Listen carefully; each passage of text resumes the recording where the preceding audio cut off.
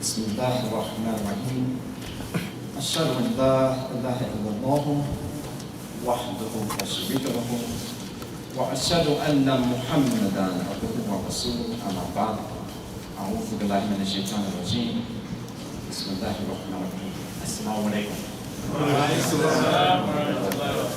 I really appreciate the opportunity to be able to come here this evening and have a discussion with you.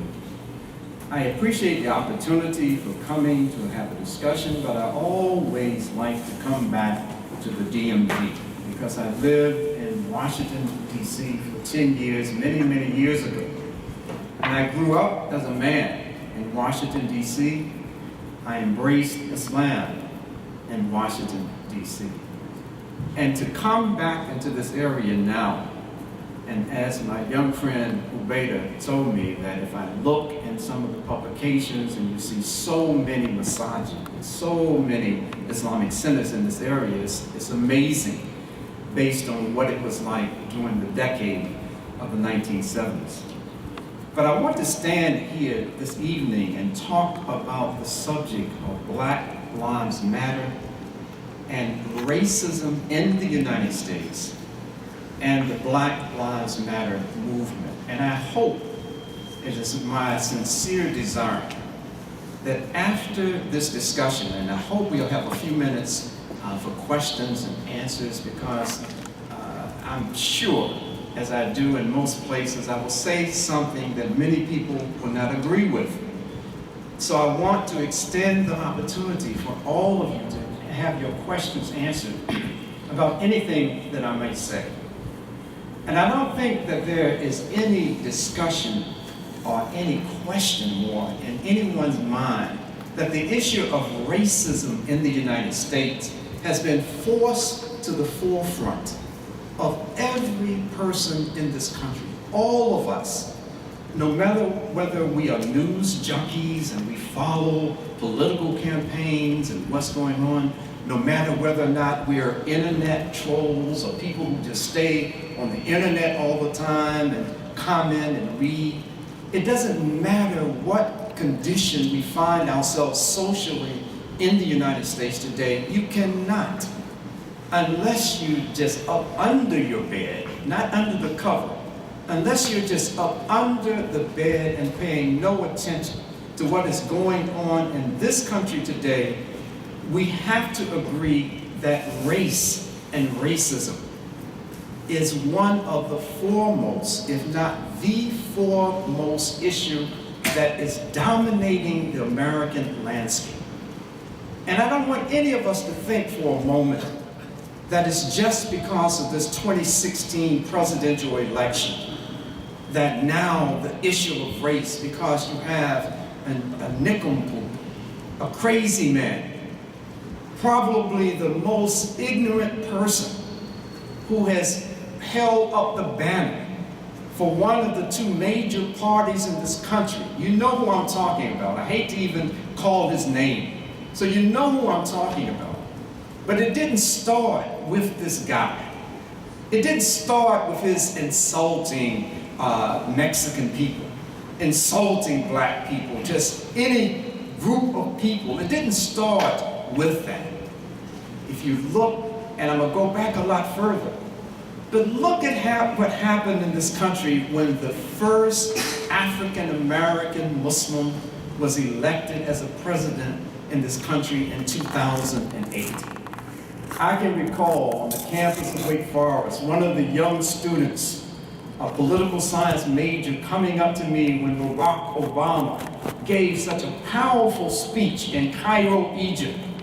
And he was talking about bringing all of the religions and all the people together in this country. And she asked me, she said, Imam Khalid, do you think that because of because of President Obama and because of this nation, this speech that was broadcast not just to a nation, but to the entire world, do you think that social and religious relationships are going to change? And I told the young Muslim sister, I don't want to bust your bubble. I don't want to disappoint you. But the reality is that this speech is not going to change a thing.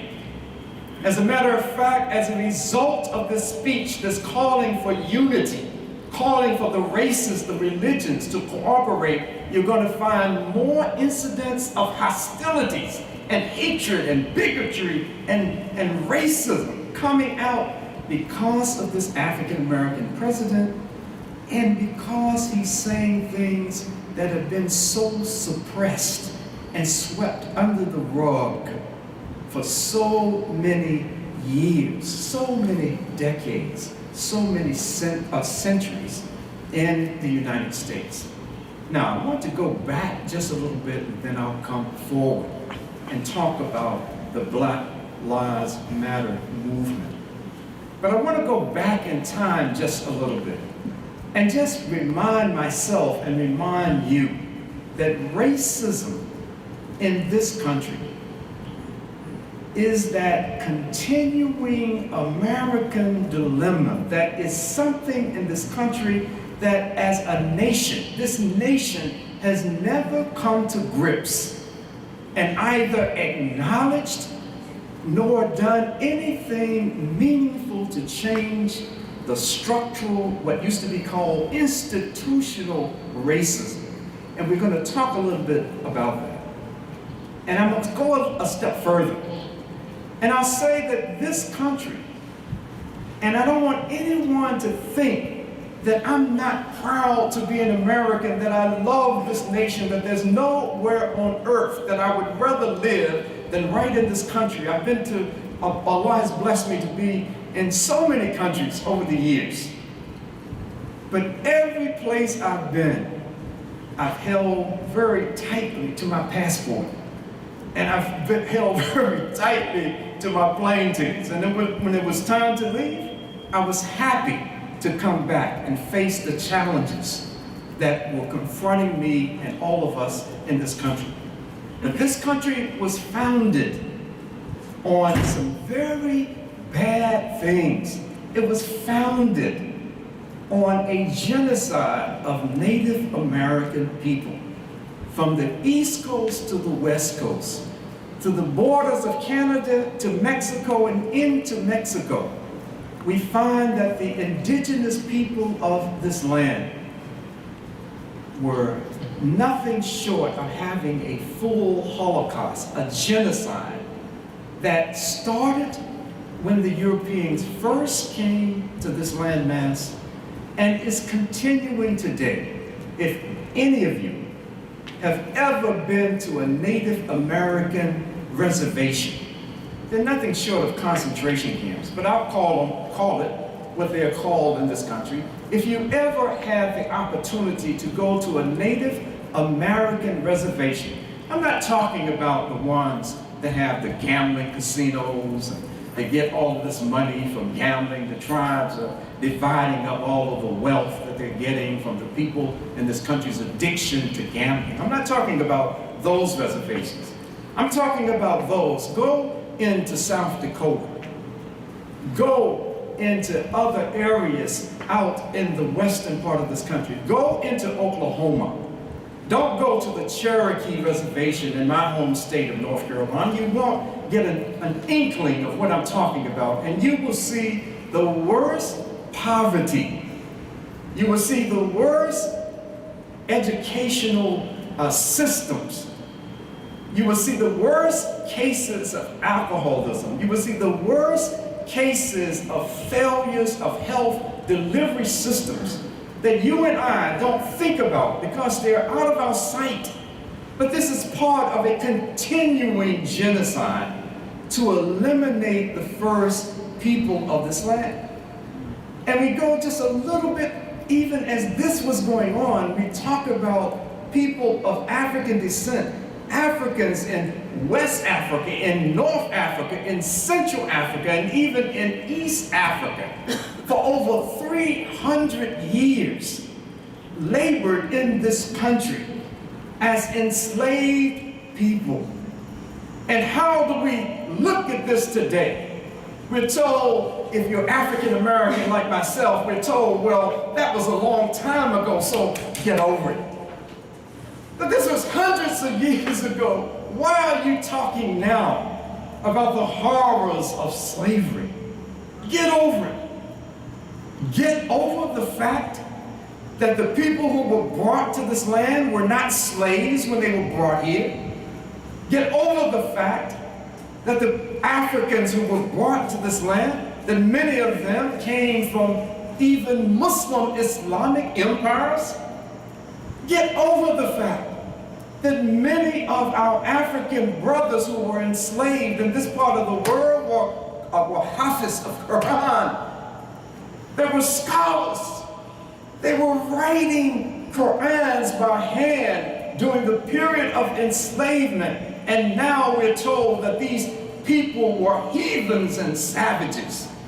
And for generations we looked down on them because they were in a condition of enslavement for so many centuries. So we're supposed to just get over that like it never happened. And it may have been easier for people like myself to have gotten over that if that kind of targeted oppression had stopped once the so-called great emancipator Abraham Lincoln signed this Emancipation Proclamation and freed the enslaved people in this country. It would have been easy for us as descendants of Africans to get over that if it were not for some very inconvenient facts. And those inconvenient facts is that research is coming forward every day. Think about what I'm saying. After slavery, some of you may have heard that the federal government established something called the Freedmen's Bureau. And the Freedmen's Bureau was an agency of the federal government, of the United States government, that was supposed to supply an opportunity for those folks who have been enslaved to have land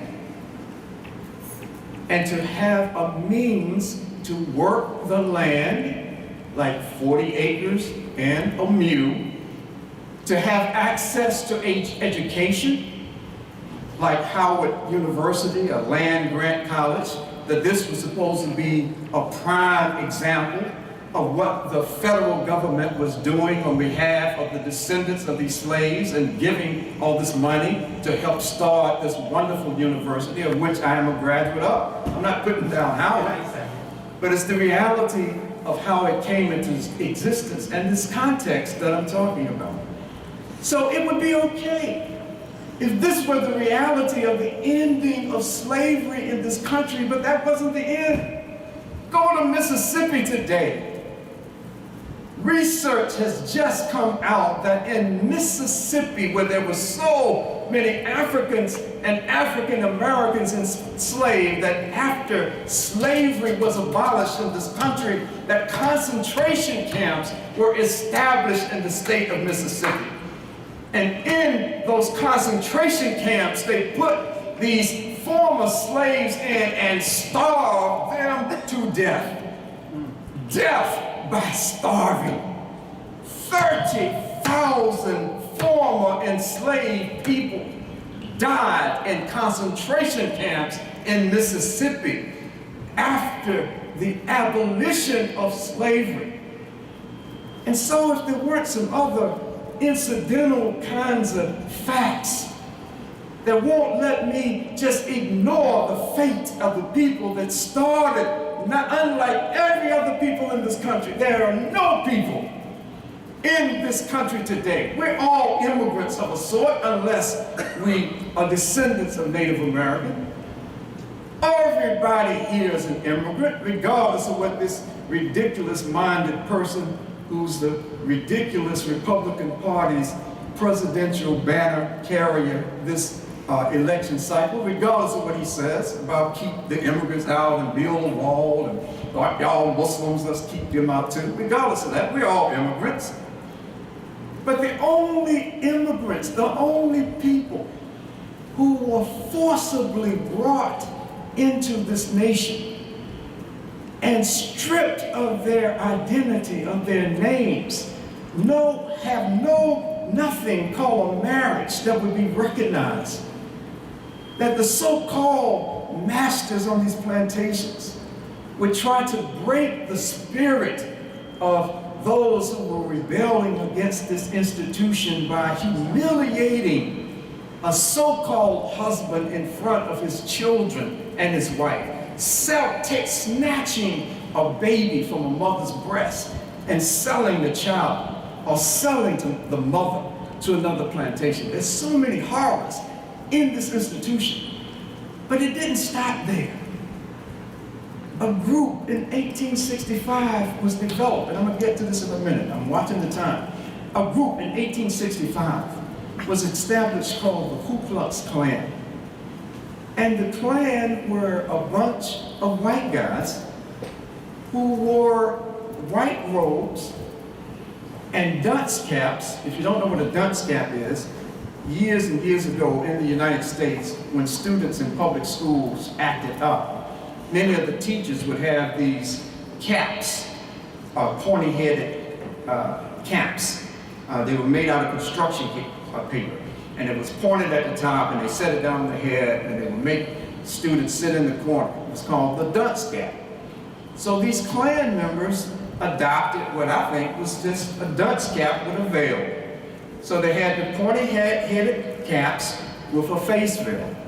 And they were and continue to be a domestic terrorist group. They terrorized African American people. They started in 1865 and continued in certain parts of this country to try to terrorize African American people today, as well as terrorize the Muslims. But it didn't stop there. As time went on, and I don't have time to go through everything I would like to talk about in the interest of time, but as the years went by, the government, the state governments, the local governments, the national government found ways to institutionalize, to bring about a permanent condition of being an underclass in this nation of people of African descent.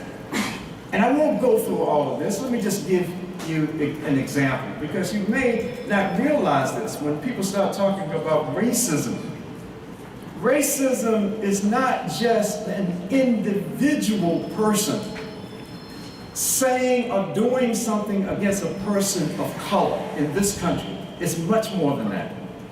In this country, we have what's called institutional or structural racism, meaning that the system itself is built on the denial of opportunities, the denial of so many things, just based on the color of a person's skin. And that color that started out during the transatlantic slave trade, people who were black, that color, for the most part, remains the same right here, right now, right today.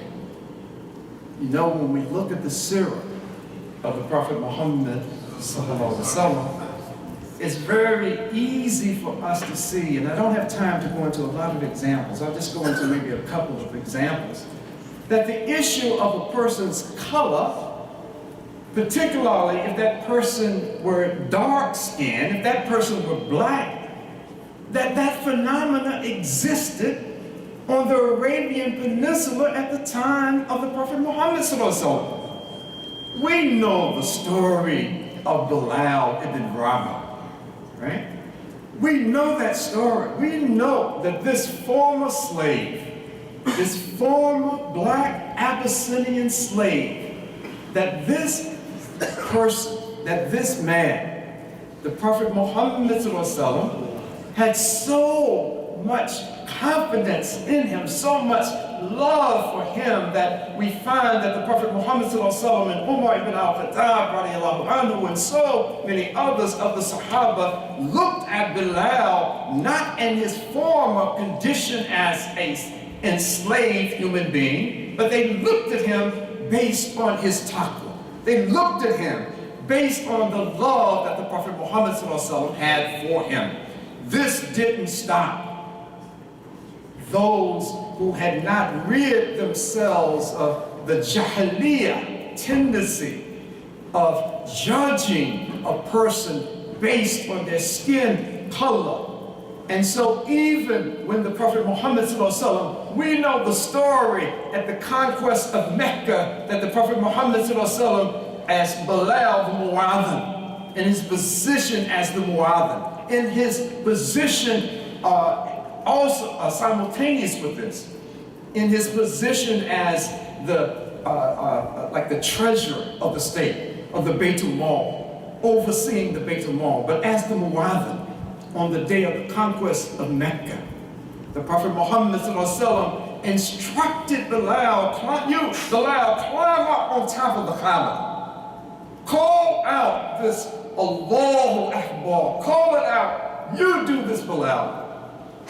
And when we look a little deeper into the seerah, we find that those elite of Mecca had a hard time with this. They could recognize the authority of the Prophet Muhammad ﷺ, that this is your city now, you do what you want, you get rid of the idols, but do you have to have this black former slave climbing up on top of our Kaaba? That's too much. Why are you doing this? You don't have to do that. There are so many incidents of a Sahabi, like Abu Dharr al-Ghifari. You know about Abu Dharr. I don't have to tell you his story. You know his story better than I.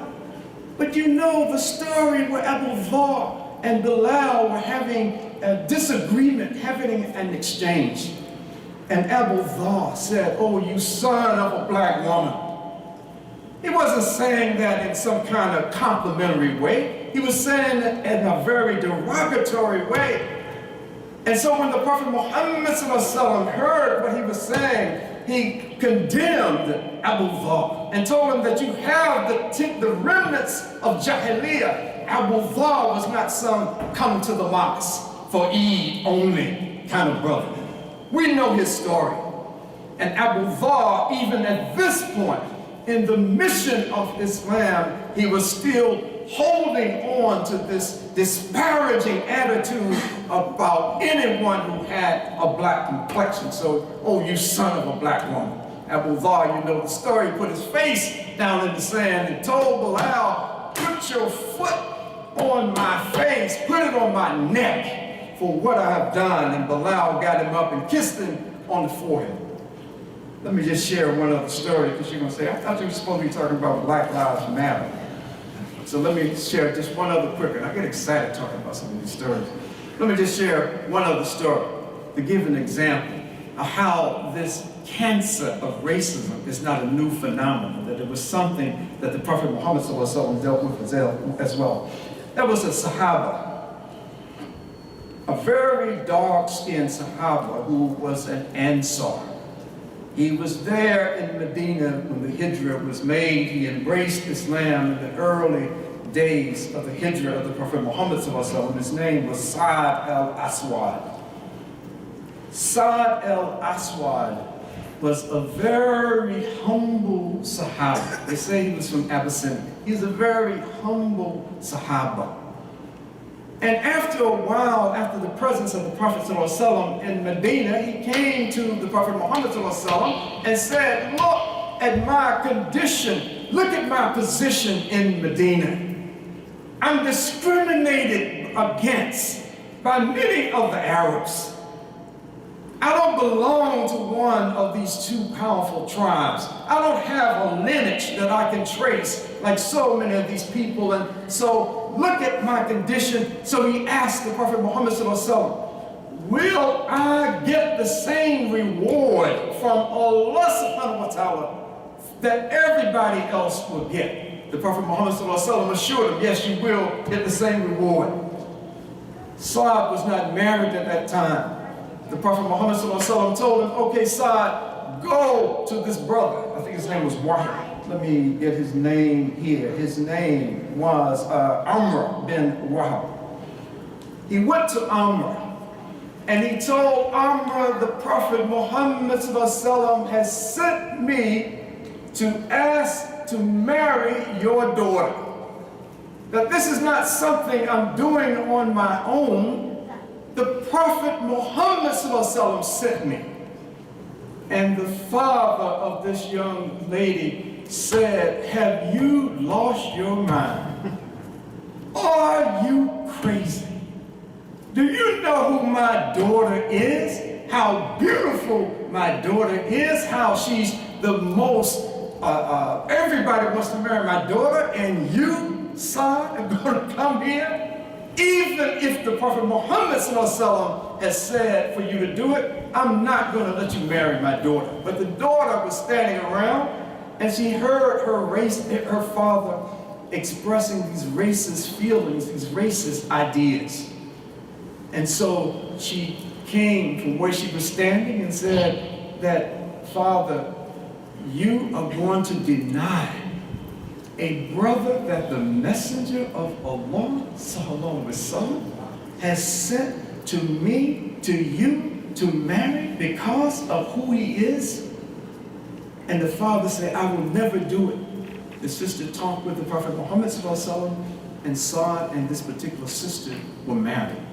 The only reason I make this point is to try to express that even in the most ideal social condition of the Islamic State in Medina, that racism was such a cancerous disease, social disease, that the Sahaba, that many of the Sahaba couldn't get all of those racist ideas out of their head. So why is there a group today called Black Lives Matter?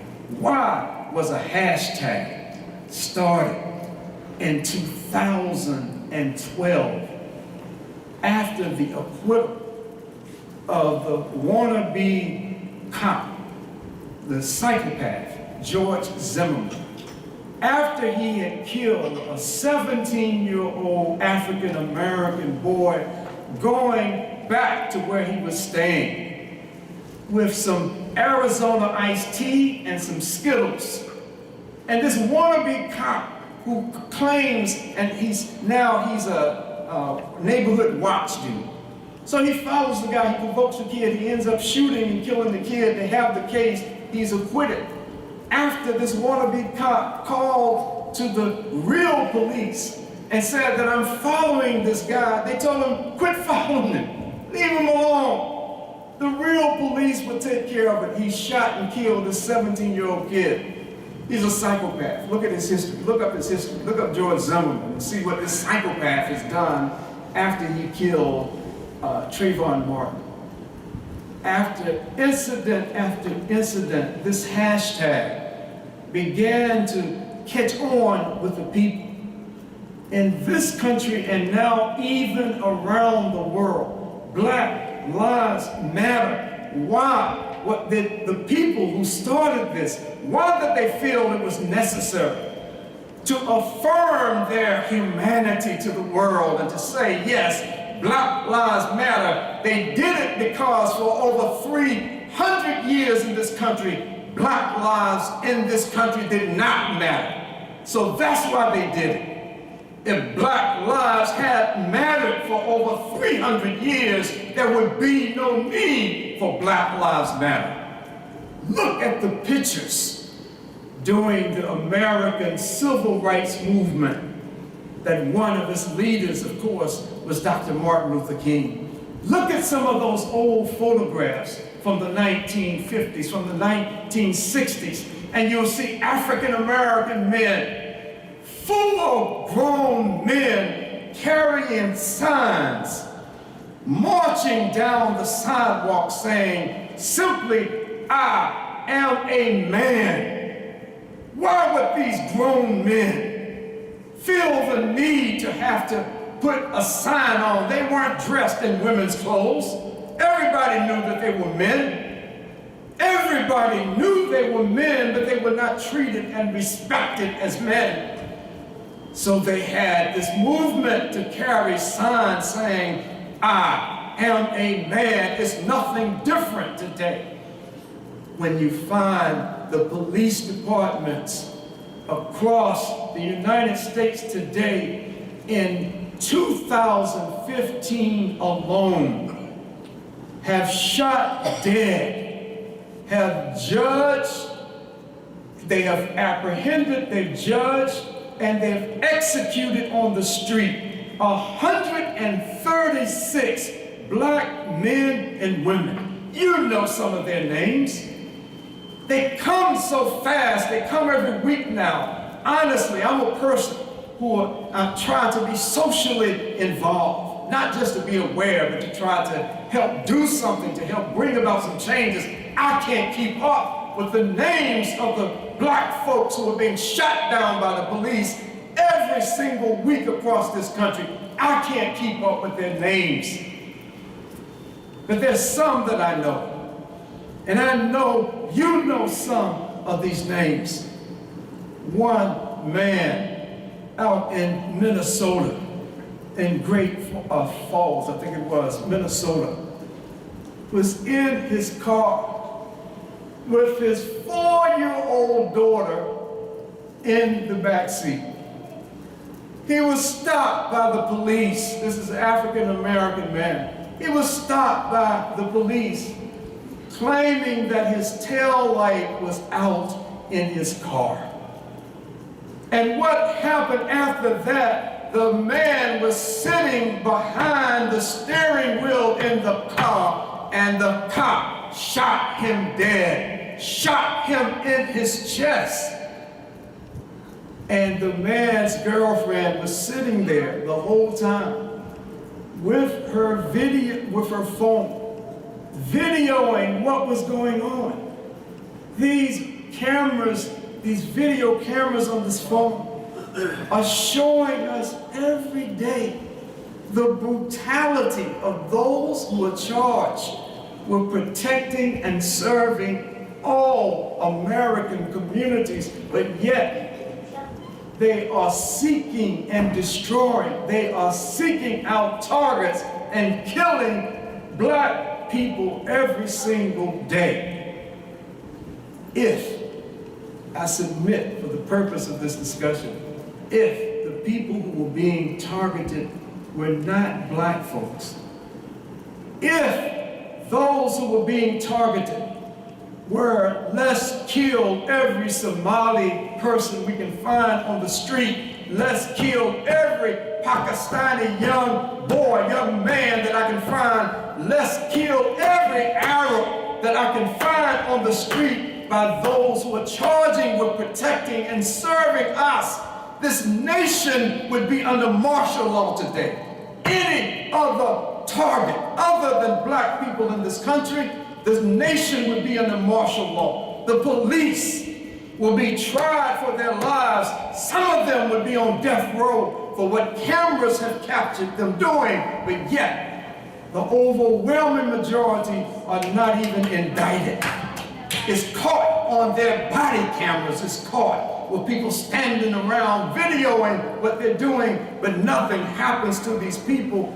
Black folks are the only ones who could have this happening to this population. And literally nothing is being done. So this Black Lives movement, Black Lives Matters movement, and we have to make the separation. Thank you so much. We have to make the separation. Oh wow, I'm full service. Thank you so much. That we have to make the separation between the philosophy, the concept, the hashtag of Black Lives Matter. I've seen some things on Facebook and other places where there are groups that are popping up all over the world, all over the planet. Asians saying with signs, Asians for Black Lives Matter. Singapore, just India, all over the place, all over the planet. This cry of affirming the humanity of people of African descent is going on. And this small, relatively small group in this country, may Allah reward them for their efforts to help bring attention to this particular problem. Now, some of us say, And everywhere I've ever been, there have been folks who want to, one person, I remember I was at a national convention, and I came off the stage, and a Muslim brother was so angry with me for what he had said that I thought that I was going to have to push him off or call for security or something. He was just that angry at me. And he was angry because he was saying, you know, Brother Khalid, you seem to have a little understanding of Islam. So how can you talk about Black Lives Matter? All lives matter. What are you talking about? Why single out just one group of people when all human beings' lives matter? There's absolutely no argument coming from me or anyone else in this regard. All lives do matter. But let me give you kind of an analogy, right? Suppose you go to a fundraiser for breast cancer.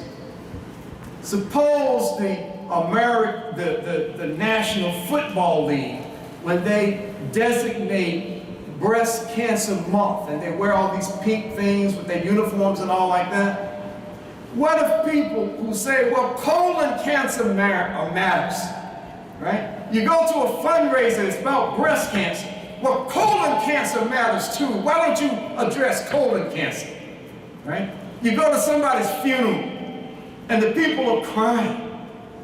And the Imam or the minister, the rabbi, they're talking about the person and how their life really mattered. And you go with your boys and you turn the funeral around. Well, Uncle Willie died just last week and his life matters too. So why are you talking about him? Why can't you talk about my Uncle Willie? The fact of the matter is that there is no population in this country that has been systematically denied the opportunities of this country, like the African American, the Black community in this country. And unless and until another, and I pray that another population won't suffer this kind of experience, unless and until this happens, then the foremost issue that has not been resolved in over 3 centuries is the systematic racism and the systematic targeting of Black people in this country. It was one thing when we didn't know about it, but because we're in the age of social media, we see it every day. We know what's going on.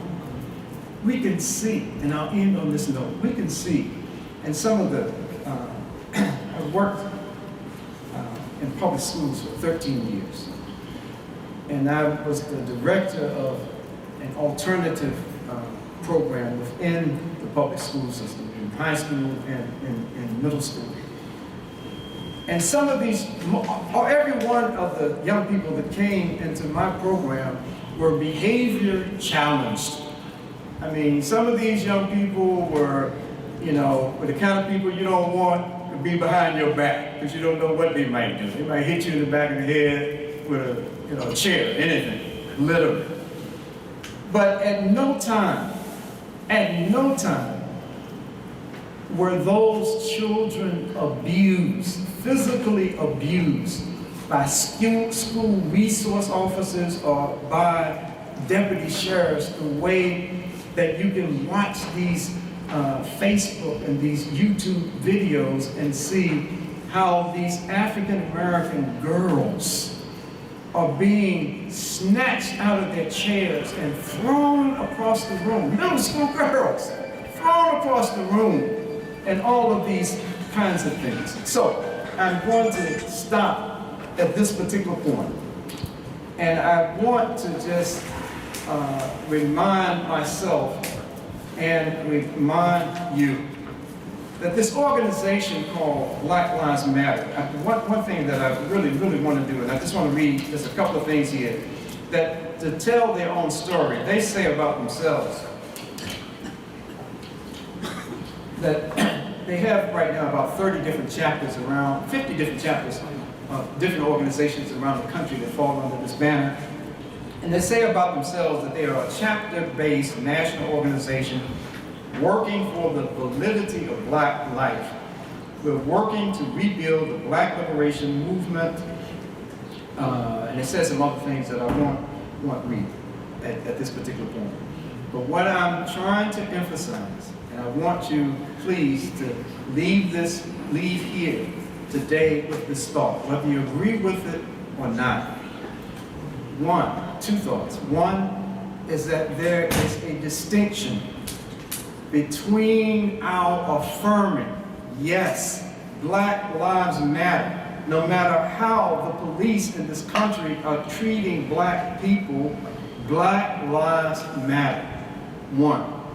The second thing is that we can make a distinction between the organization that's the Black Lives Matter movement, that organization, and the statement that you and I can affirm, right?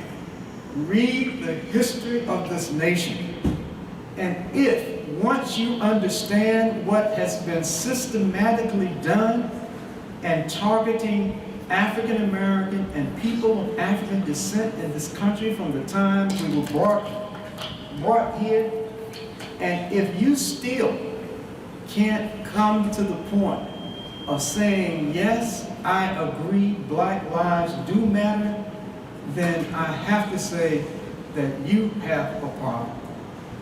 It's no longer my problem. It's no longer college just talking crazy.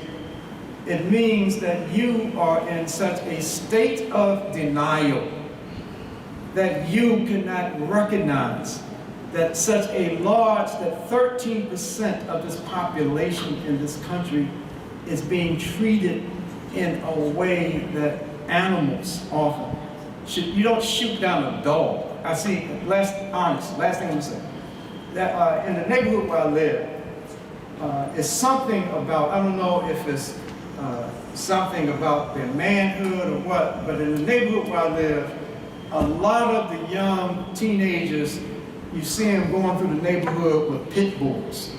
They love themselves some pit bulls. And so almost once a week, you see that one of these pit bulls that they've been training to be killers has broken off on their chain, and they're running through the neighborhood. And so people are calling the police, calling them on, not the police, the animal control, and they're tracking down these dogs and these animals because they're dangerous in the neighborhood. And so when animal control comes out and tries to recover these pit bulls, even though they may have been trained to be vicious, and these things can clamp down on you and you can't get away from them. But even though they're there and they have the means to kill them immediately, they don't come out tracking them down, shooting them on the street. I've seen them right in front of my house. And what they do to capture these viciously trained animals trained to be vicious. And so it's unacceptable when an unarmed man, woman, or when a 12-year-old boy is in a car with a toy gun, and the police come up because there's a report of a kid with a gun, and the police come up and they say within 2 seconds that Tamir Rice is shot dead. Something is wrong with him. So we'll leave you with this. I'm sorry to have gone beyond the time that I was told to have. I really appreciate the water and the tissues. You can take 5 minutes of question and answer. Please, yes, very good, thank you. Any questions, comments? And I assure you, because I'm standing and you're sitting, that if you want to grab me and do something to me, I can get out the door before you can get your hands on it. Yes, sir. What extent to us? I think when it comes to the Black Lives Matter, what you said at the very end, to read the history of this country, the origin of policing itself is deeply rooted in racism itself. Yes. The origin of policing when Caucasian people first came over here, they didn't police each other. There was no need to. They came to police to make sure that the enslaved people stayed on the plantation, and when they ran off the plantation, this is where these groups started developing. And they weren't called police back then, they were militia. And they would go in, capture food, and bring you up. And then it evolved into a type of policing that we know now.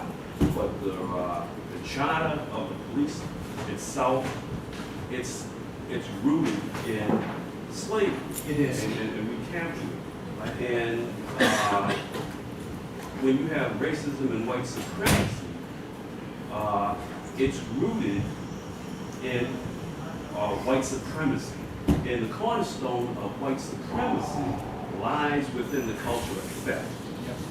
Not in so much denial, but being able to take from people and say, this is mine. Yes. And the same thing with the explorers when they came over here.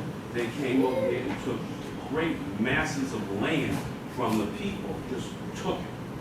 Culture of theft. Yep. And You know, go well everything. Yep, it's an excellent point that you're making. That those slave patrols were authorized to apprehend, to punish, to kill, to maim, and this is their job. This is what they did. And they police the plantations, just like police today ride around through urban communities all the time. They're there, they're just riding around. And they're not there to protect. But as you said, it's an excellent point that you made. Their origin comes out of slave patrols. It's a historical fact. Other questions? Yes, sir. Yeah, Assalamu Wa alaikum salam. I see now in today's time that, you know, a lot of aggression, it's not just going towards the black community. Right. It's going towards the Muslim community as well. I look at news a lot and I see a lot of comments. I see racist comments worse than what a white person would say to a black person that is racist. So I'm seeing that now. I'm also seeing that this Black Lives Matter, to me, it's almost like it's a front for something else to become bigger. So I'm asking you a question. What solution did you give the Muslims as a community? Because you know that we are a community of all cultures. And Islam, Allah subhanahu wa ta'ala, who sent out Islam, the Prophet Muhammad sallallahu alaihi wasallam, made this religion as a religion to bring all of humanity together. So I'm asking you, because today it seems like we living in a Satanist society. And the only ones who really that is upon justice is the Muslim community, those who are upon Islam. Maybe I'm another step, Islam, period, the good of it. And right now it's being attacked. So I'm asking you what type of what type of solution that you give us from the Qur'an and Sunnah that the Muslim community as a whole should do against this Black Lives Matter or all this white supremacy or this Republican democracy. Right. What do you give us? That's a very good question. I want to point out two things. One is that I have been very deliberate in trying to say, everything I'm saying is making a distinction between the organization Black Lives Matter and the affirmation of the reality that Black lives do matter in the context of a society where people are charged with the responsibility to protect and serve, as one example, but they, in fact, are just shooting people down and just brutalizing people of African descent. That's a reality.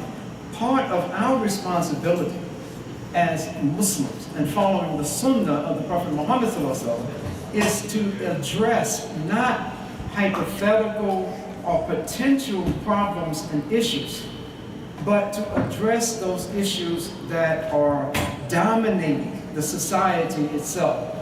Look at the Qur'an. I don't have time to get into a lot of detail, but 13 years of revelation dealt primarily with the issues of social justice. Almost all of the Mecca surahs dealt with the issue of the poor, the oppressed, the slaves, orphans and these kinds of issues. That was the theme. It was not until the Medini revelations that we start getting into those issues that we as Muslims love to debate so much about fiqh issues and these kinds of things. But 13 years, the foundation for the Muslims was that of discharging our social responsibilities to those in the society. So, the issue of something like zihar, where the Arabs in that part of Arabia would say, you ought to be like the back of my mother for divorce.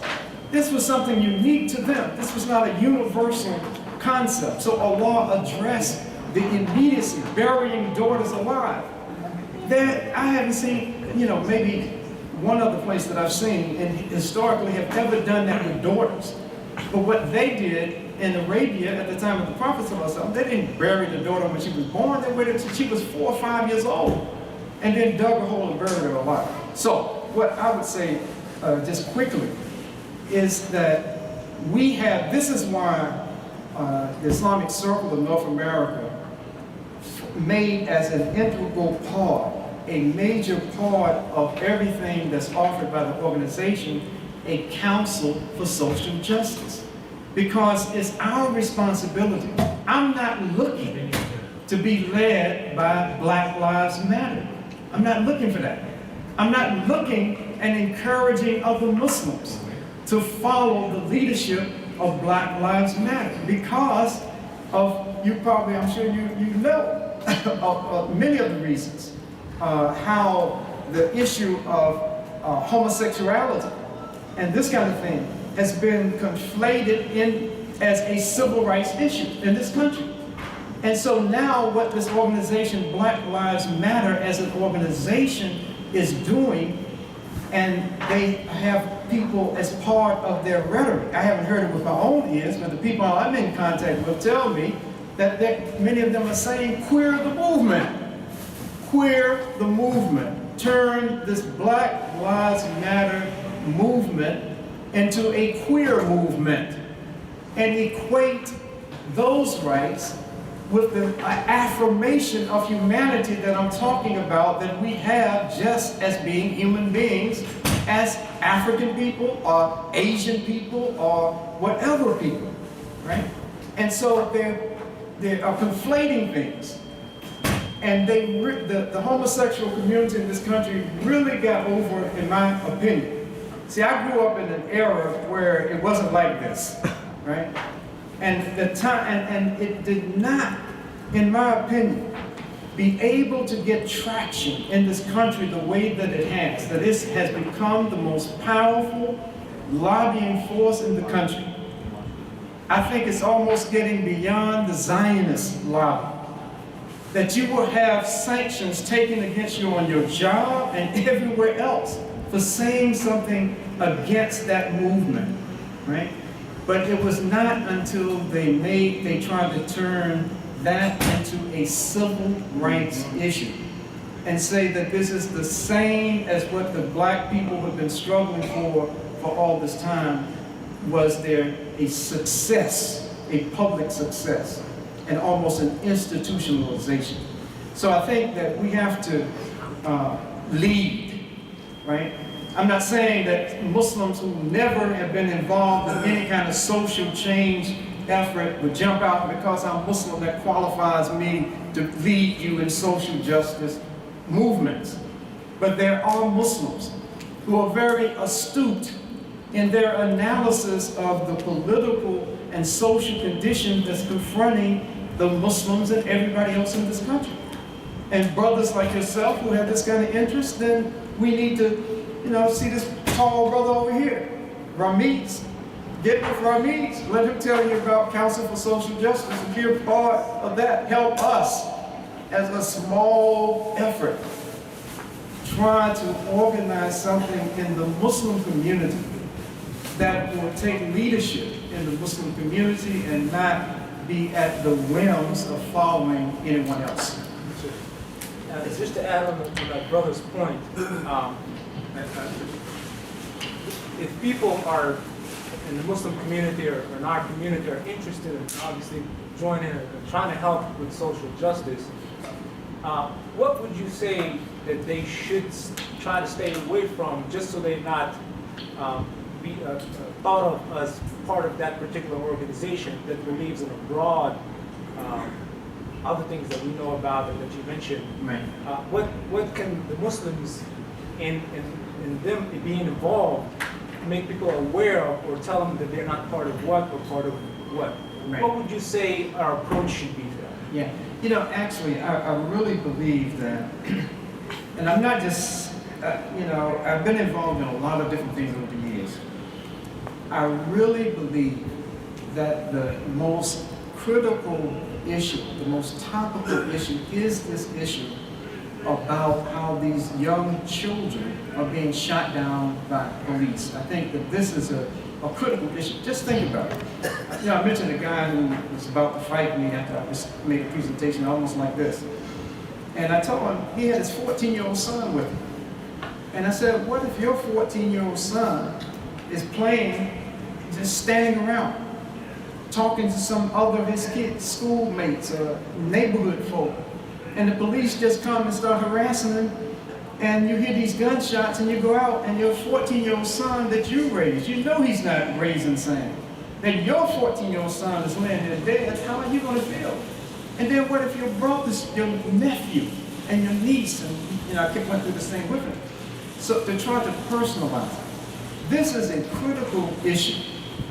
It is an issue that I don't care what the media says, it is a totally unacceptable acts that are going on that the Muslims, for whatever reasons, we are not being a part of. And I agree, a lot of it is because we see certain things coming from the larger thing we don't want to be part of. But within these coalition organizations, that make up Black Lives Matter, there are other groups within them that we should identify, try to support, to work with, and these kinds of things. So whatever the issue is in the DMV area, what is the most critical social issue in this area? And initially, start coalescing with others. Now, I'll give you, this is the honest goodness truth, and brothers and sisters who are involved in social justice work can tell you this. When a Muslim who knows how to organize and has a halfway decent analysis get involved in these kind of social justice efforts, the folks will want you, they will encourage you to be the leader of that particular effort, right? I've seen it, even experienced it a little bit, that just for being here, because as the young brother said, we're the only answer and solution to these problems that America has. I mean, I came through Black Power struggles, right? I was a part of that stuff. I was a part of not necessarily a member of any particular organization, but I was a part of a number of different things until the law brought me to Islam. And so I know that there's nothing better than this as an anecdote for the society. And for those who don't think that some of us have to be involved, look at, you know, just the hadith and the surah, and you see that for us, look in Qur'an, if we sit around and know that something was wrong in the society and don't do anything about it, Allah has promised that He's going to join our hearts with these people. We're just as bad as the people who are committing the acts if we're not doing anything with our hands, our tongues, or hating it in our heart. If we're not doing anything, we're just like them. And Allah is telling He's going to join our hearts with them. So when it comes time for punishment, and I'm not trying to claim I have any clue how Allah will deal with humanity on Yom Kippur, but what I do understand, the little bit that I do understand, is that we have to take a stand. We should be the ones who are leading the movements, right? I'm not saying everyone, because everybody's not inclined for certain things. Some people are inclined for this, some inclined for that. Those who are inclined to be involved, we should be involved. We should be systematically involved. So it won't just be call it the Muslim, right? It's clear that this Muslim is representative of a much larger community. And so this is the action that I think we should take. It's a Yeah, my question is, every time we talk about certain topics, it always comes down to the way the media portrays certain things to public. And it looks like media has a certain way of portraying stuff, which is not necessarily a correct way of doing it. right. So, as a ICNA social justice, I guess, you being part of it, what are we doing from that perspective to get into the media so that our voice will be heard properly through the media? Yeah, we are making efforts in some of the campaigns that we've had, like Defending Religious Freedom, which was a year-long campaign. An actual public relation firm was hired to try to get us in as many different major media outlets as could possibly be done. But the solution is, in my humble opinion, is to continue to develop our own media. We have to define ourselves. Forget about what some of these bigoted news outlets have to say about us. We have to teach our children, direct our young people that it's an honorable and a necessary training that you get as a journalist. Right? Every Muslim child, when they go to school, doesn't have to come back and try to be a doctor or an IT person. We need more journalists. We need more political scientists. We need more psychologists, psychiatrists, all of the social norms that you have to feel in a society in order for that society to be complete. We as Muslims have grown of age now that we should start feeling some of those things. So we need more Muslim journalists. We need more Muslims training in the mainstream media to learn certain things and how to do it, but more importantly, in my opinion, we have to build our own media. And all of these brilliant, all of you have seen and may have children who at 3 years old, my grandson, when this dude's 4 years old, and he can pick up my phone or pick up a laptop or an iPad or something and move around better than I can. So it's like, okay, 4-year-old, what's next? And so we have to take advantage of that. It's like they're coming into the world and the law has equipped these young people for this technology, and we have to take advantage of it. Yes, Assalamu alaikum. last one. Thank you very much, brother. I'm sorry I came in late. Oh, no problem. But I want to try to make 2 points, and I think one of them you made it. It's a matter of being there, showing up. This horrific killing of young black men in America, we can stand by and look at it. But my concern with the immigrant Muslim community, that they have been brainwashed, I'm using it straight up, that they look at many of the black people as criminals and some people that they don't want to be with. But if you show up, just like the killing in New York, Right. I disagree with the fact that they didn't have a massive rally, Right. because otherwise this will continue in America, Right. because they're beginning to think that all Muslims are their enemy. Right. So we have to find a point to agree. Black Lives Matter filled a vacuum of leadership. They stepped right in, they organized, and they emerged as the leader and the ones that the press continues to promote. The last question that was asked about the press, we can train as journalists, but where will your stories go? Who controls that media? Who directs it? And actually plant seeds that make you think sometimes the way you think. So I think that the Muslims have to be involved. At the conferences that you have, whether it's ICNA or any of them, there should be a discussion. What is our role in the killing of young black men in America? And as you know, Islam spreads in prisons like wildfire. And these young men come out but find no leadership. And they even find rejection in some of the immigrant community that don't embrace them because of the color of their skin. This is the problem that we have to go to Allah and examine ourselves, because it's not going to get better in America, or it's going to get worse unless we stand up and be strong about defending ourselves, what is just, what is right. We can talk social justice, but if we don't get involved in doing things that we have visibility, then it goes nowhere. But thank you very much. No, very good point. I've already had the 1 minute thing. So is that 1 minute for me or for 1 minute for everybody? For the whole program. The whole program. Okay, so can I take 30 seconds? Okay. 30 quick seconds. This whole idea of how the media has infected the opinions and the minds of so many people in this country, particularly about African American folk. Let me share this with you real quick. I was in a Muslim country. I'm not going to say what country it is. Somebody might be from that country and want to beat me up for talking about your country. I was in a Muslim country and I was at a conference. And it was 3 o'clock in the morning.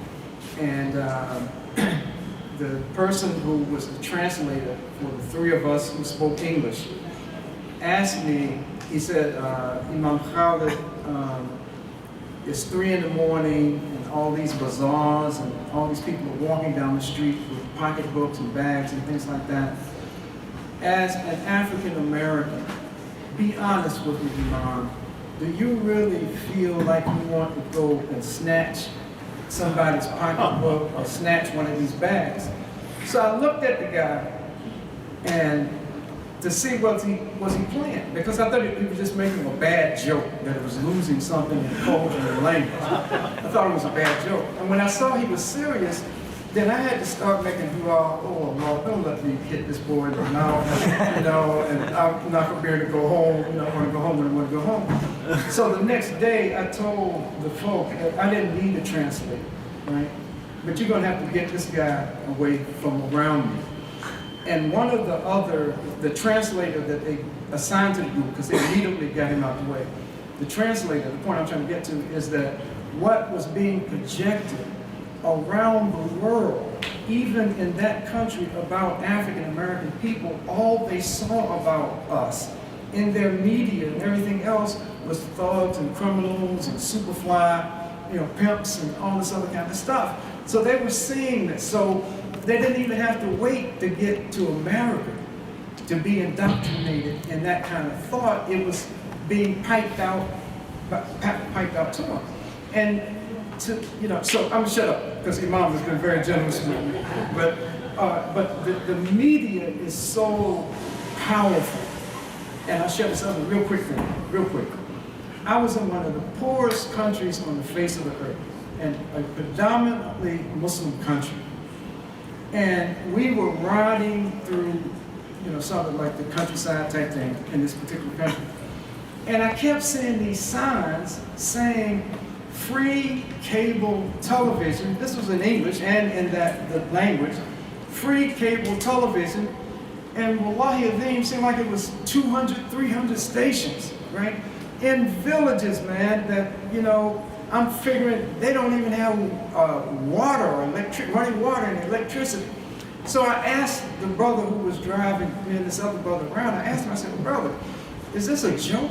I mean, who are they appealing to talking about all this stuff? I said, no.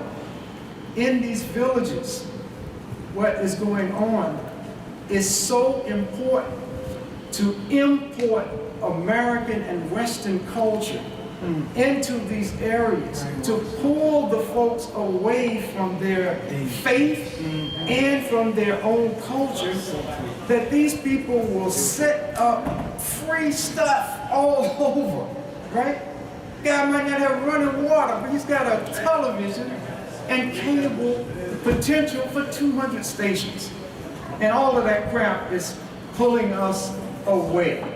So media can be the most horrible thing ever, but we as Muslims have to utilize it for our own purposes to help combat that kind of stuff, but we need people who are trained and know what they're doing.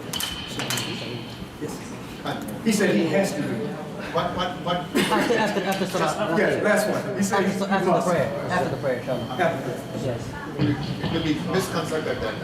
If I get Ask the president, what do you think? What did you want? He wants a very quick question. Question. Okay, yeah. This is after the last one.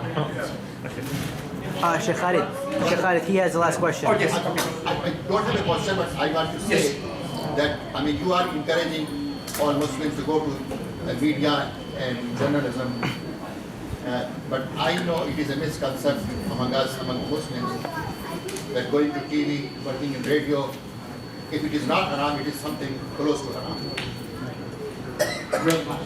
Yeah.